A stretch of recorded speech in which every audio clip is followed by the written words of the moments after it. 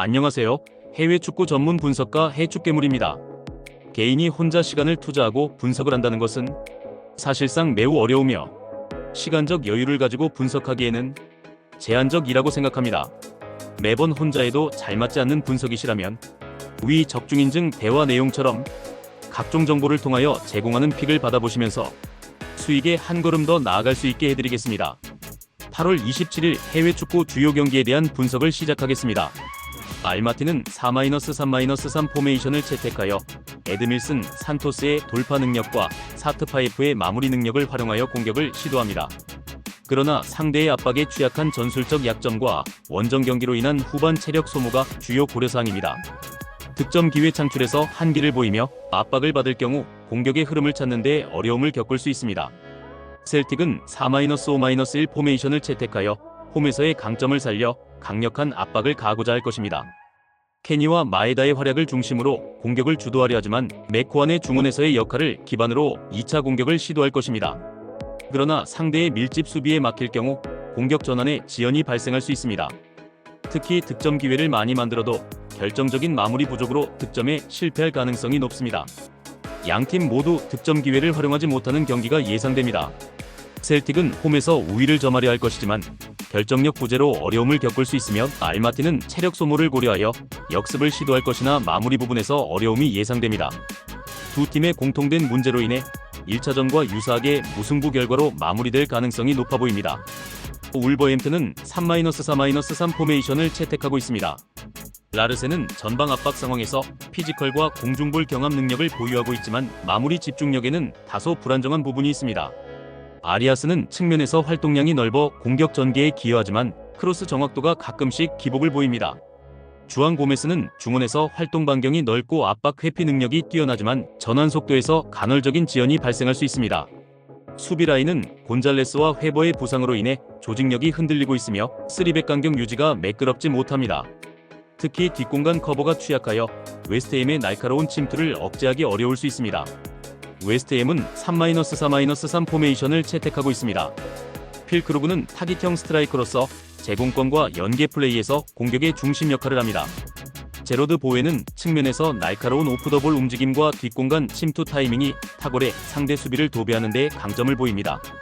루이스 파케타는 중원과 전방을 연결하며 라스트 패스와 이선 침투에서 위협적인 선택을 합니다. 이들의 오프더볼 움직임은 울버햄튼의 3백이 따라가기 어려운 속도와 방향성을 갖추고 있습니다. 루이스 길레르미와 선머빌의 결장에도 불구하고 전개 구조는 안정적이며 공격 루트는 창의적이고 단조롭지 않습니다. 이번 경기에서 양팀은 모두 3-4-3 포메이션을 사용하며 측면과 뒷공간 활용이 핵심적인 변수가 될 것으로 예상됩니다. 울버햄튼은 홈에서 공격 전개와 수비 안정성에서 일부 불안 요소가 있으며 뒷공간 커버 취약성이 치명적일 수 있습니다.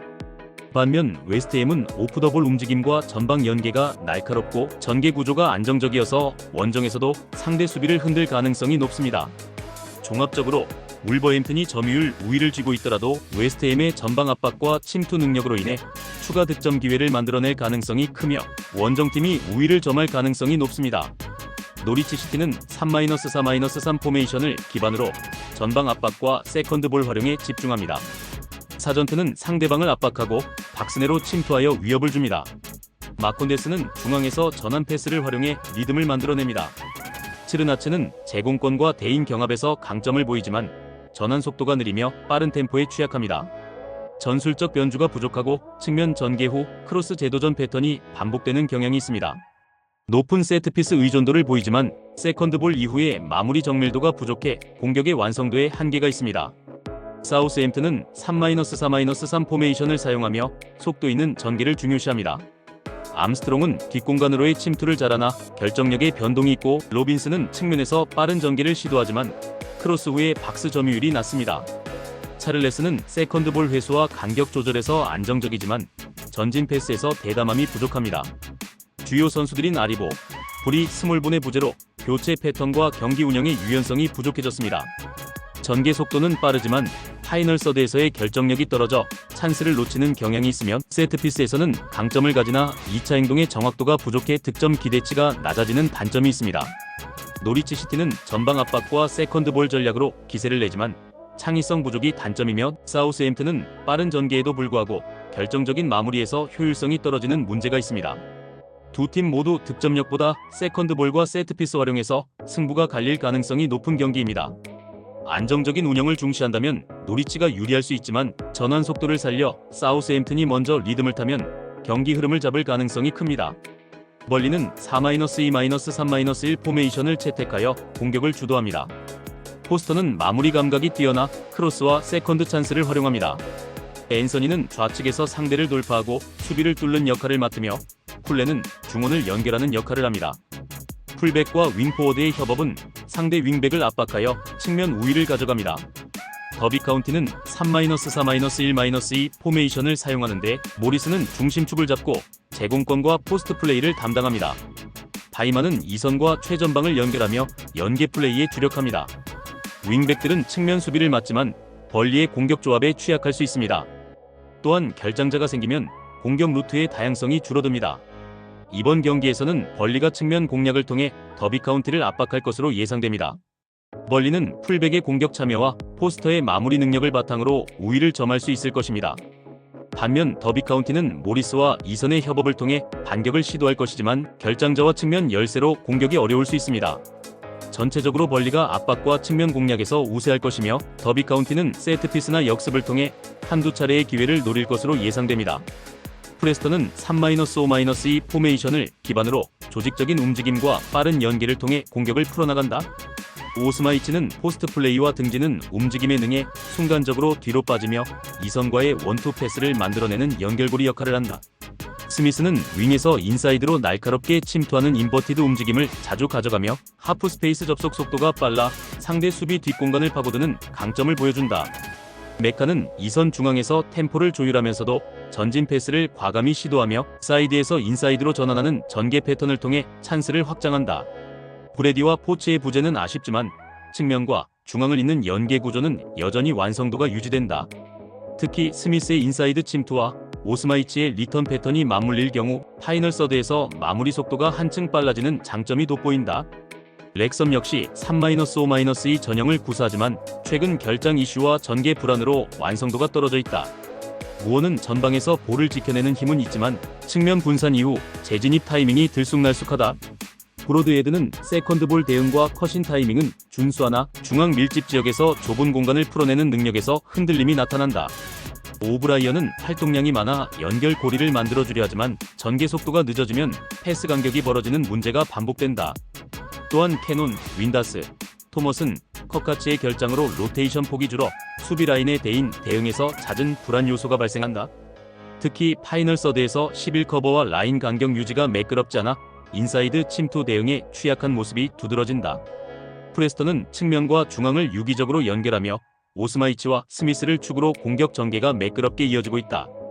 반면 렉섬은 주요 자원들의 이탈로 인해 전개 속도와 수비 안정성이 모두 흔들리고 있으며 좁은 공간 대응력 부족이 약점으로 드러난다.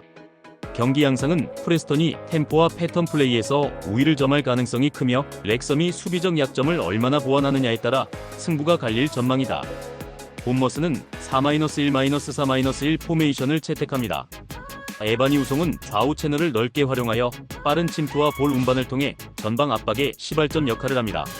세메뉴는 넓은 활동량과 강한 피지컬로 일선을 지켜내며 동료에게 공간을 만들어주고 타버니어는 킥력이 뛰어난 세트피스 옵션으로 중거리 슈팅과 크로스로 지속적으로 위협을 줍니다. 수비 전환 시에도 중원 블록의 집중력을 유지하며 안정감을 보입니다. 체력 관리가 비교적 잘 이루어져 라인을 끌어올린 압박 전개를 통해 상대의 빌드업을 억제할 수 있습니다. 브렌트퍼드는 4-2-3-1 포메이션을 사용합니다. 치아구는 측면에서 빠른 발을 활용한 직선 돌파를 시도하지만 전개 패턴은 다소 단조롭습니다. 우아타는 순간 스피드로 수비 뒷공간을 파고드는 움직임이 있지만 결정력에서는 기복이 있습니다. 담스고르는 중원에서 템포 조절과 이선 침투 능력이 뛰어나지만 체력 소모가 빠른 단점을 가지고 있습니다. 다수의 선수 이탈로 인해 공격 전개가 단순해지고 교체 자원이 부족해 후반전 경기 운영에서 불리할 수 있습니다. 이번 경기에서는 본머스의 안정적인 중원 블록과 압박 전개가 브렌트퍼드의 제한된 공격 루트를 억제할 수 있는지가 핵심입니다. 본머스는 홈 경기에서 안정적인 수비와 체력 관리를 통해 라인을 끌어올린 전방 압박을 펼칠 수 있지만 공격에서의 창의성은 상대적으로 부족합니다. 반면 브렌트퍼드는 전방 침투와 측면 스피드를 활용해 역습에서 위협을 가할 수 있지만 공격 전개의 단순성과 교체 자원 부족으로 후반전 운영에서 불리할 수 있습니다. 종합적으로 본머스가 안정적인 수비와 압박 전개를 통해 주도권을 확보할 가능성이 높고 브렌트퍼드는 역습 상황에서 한두 차례 위협을 가할 수 있는 수준으로 평가됩니다. 밀월은 4-2-3-1 포메이션을 기반으로 한 전방 압박과 세컨드 볼 싸움에서 적극적인 모습을 보입니다. 압박에 가담하는 코번과 네글리, 그리고 전진을 이끄는 컨들이 팀의 강점을 보여주고 있습니다. 그러나 브라이언, 도우티, 맥나마라의 이탈로 인해 수비 라인의 불안정함과 측면 커버의 부족함이 드러나고 있습니다. 이러한 상황으로 인해 에너지 소모가 커지고 측면 공격에 취약한 모습을 보이고 있습니다.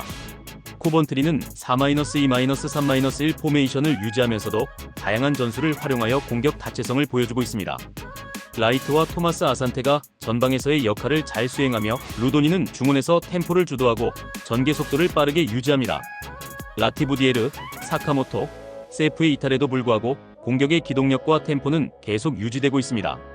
특히 최근 경기에서 7득점을 기록하며 화력을 입증했으며 이는 컵 대회에서도 이어질 것으로 예상됩니다.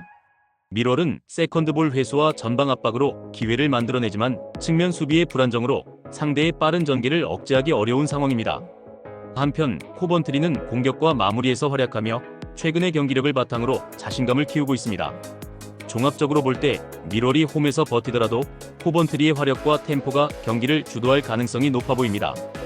파포스는 4-3-3 포메이션을 채택하며 드라고미르가 전방 압박과 볼 운반을 담당하고 오르샤가 날카로운 전진 패스를 통해 공격을 주도합니다. 홈 경기에서는 라인 간격을 유지하고 빠른 전환 속도를 보여주는데 강점을 가지고 있으면 후반에 교체 선수를 투입하여 템포를 다시 끌어올릴 수 있는 여지를 가지고 있습니다. 다만 드라고미르의 마무리 기술과 수니치의 빠른 압박에 취약한 점을 보완해야 합니다. 츠르베나 지베즈다는 4-2-3-1 포메이션을 기반으로 다마야노비치가 제공권과 포스트업 플레이, 루치치가 중거리 슈팅을 활용한 공격을 시도합니다. 그러나 원정 경기에서는 전반적인 전개 속도가 느려지고 라인 간격이 벌어지는 약점을 드러낼 수 있습니다. 카타이의 개인 능력에 의존하는 경향이 있고 수비 전환 시 늦은 가담으로 인해 공간을 노출할 수 있습니다. 1차전 승리로 파포스가 심리적 우위를 점하며 홈 2차전에서도 빠른 전개로 초반 주도권을 잡을 가능성이 높습니다. 반면 츠르베나 지베즈다는 원정에서 템포 저하와 개인기에 의존하는 공격으로 어려움을 겪을 수 있습니다. 파포스는 오르샤를 중심으로 꾸준한 득점 기회를 만들어내며 전반적인 경기 템포와 체력, 집중력 측면에서 홈팀이 유리한 경기를 펼치리라 기대됩니다. 셰필드 웬즈데이는 3-3-1-2 포메이션을 채택하며 카다마트가 전방에서 버티며 측면 전개로 연결하는 기점 역할을 합니다. 루구보는 활발한 오버래핑으로 공격폭을 넓히지만 복귀 속도가 더딘 약점이 있어 전환 시 뒷공간 리스크가 커집니다. 맥닐은 2선과 1선을 이어주며 세컨드볼 경합에 강하게 개입하지만 중원과 수비 로테이션이 얇아진 상태입니다. 특히 센터백 라인의 순간 스피드 부족으로 압박 해제 상황에서 뒷공간을 쉽게 내주는 패턴이 반복되고 있습니다. 라인을 올린 뒤 전환이 늦어질 경우 실점 위험이 높아지는 것이 가장 큰 문제로 지적됩니다. 리즈 유나이티드는 4-3-3 포메이션을 채택하며 피로에의 뒷공간 침투와 날카로운 마무리가 공격의 핵심입니다. 제임스는 폭발적인 속도와 직선 돌파로 측면을 흔들며 넓게 벌려 선 스위치 플레이로 상대 수비 조직을 무너뜨립니다. 다나카는 중원에서 압박과 전진 패스를 병행하며 공격 전환 속도를 높입니다. 암파두의 결장은 수비 안정성에 영향을 주지만 12선의 빠른 자원들을 활용한 전방 압박과 직선적인 역습 설계로 이 약점을 최소화하고 있습니다. 특히 상대 느린 수비 라인을 정조준하는 빠른 역습이 주요 무기로 작용할 가능성이 큽니다. 해축괴물 분석이 마음에 드셨다면 구독과 좋아요, 알림 설정해주시면 저에게 큰 힘이 됩니다. 추가적인 조합픽과 다양한 경기에 대한 세부적인 분석과 결과가 궁금하신 분들은 영상 하단의 댓글창 꼭 확인 부탁드립니다.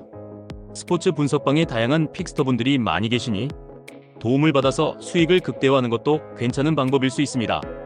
그러니 며칠 지켜보신 후 마음에 드는 조합픽 탑승하는 방법도 좋을 수 있습니다. 스포츠도 이제는 전문 분야가 존재합니다. 오늘도 영상을 시청해주셔 감사합니다. 구독과 좋아요 한 번씩만 부탁드리며 저는 다음 영상에서 인사드리겠습니다.